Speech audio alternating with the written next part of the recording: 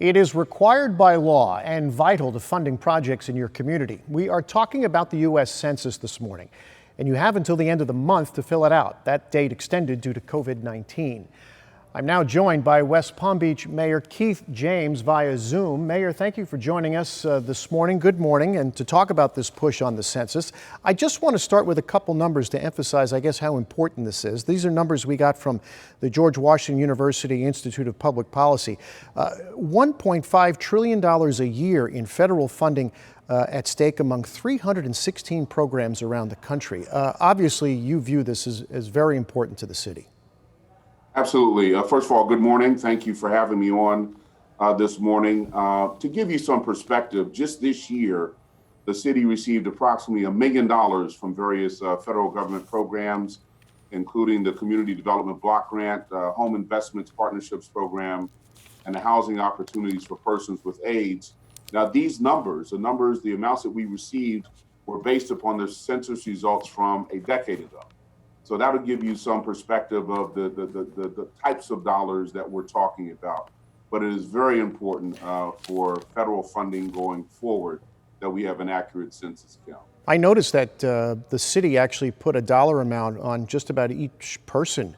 It was about $2,000 in funding per person. And I know from the Census Department's own data, the population of the city has gone up, about 14% since 2010.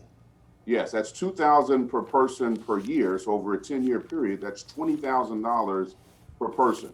So that is why it is so key. And yes, we are fortunate here in West Palm Beach that we have experienced significant growth in the past. And I expect even in this age of COVID, and maybe because of the COVID, we'll experience even more growth in the future. You know, it's interesting you brought up COVID-19 because we also did a little more digging into census-funded programs, which include financial assistance and payments and grants and loans to local governments and also small businesses. How vital do you see some of this money being in the years after COVID-19? Oh, vital, because that helps us fund the response. For example, we spent this year for our own, the city's own rental eviction protection program, where we were actually trying to help people in the midst of the crisis avoid being evicted from their homes, about $134,000. May seem like a small amount, but when you're trying to come up with that amount of money in a very short period of time, it is significant. And we expect that we will continue to have needs related to COVID over the next at least a couple of years. And the cities, our city, we're going through a budget deliberations now.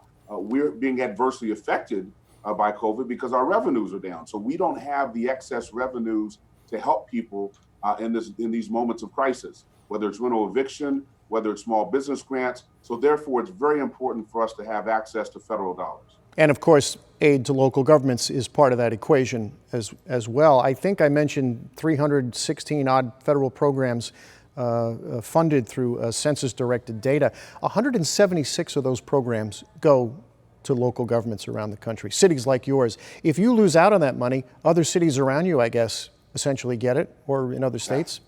Absolutely. So accuracy is key. Now, I'm cautiously optimistic that our numbers will get there. As of last week, we were about 56.5% in terms of a response compared to 10 years ago. It was 57.7, but that is self-response. We're encouraged because, as you know, right now, they have census takers who are knocking on door to door. And we expect that as a result of those activities, our numbers will go up by about another 35%.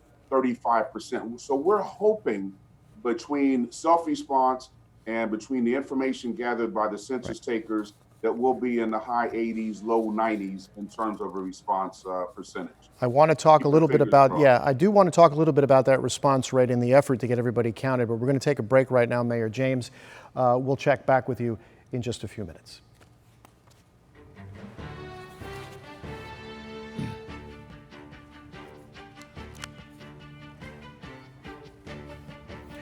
We're seeing younger people get involved in the census count, and we'll dig deeper into why that's a valuable resource as future funding hangs in the balance.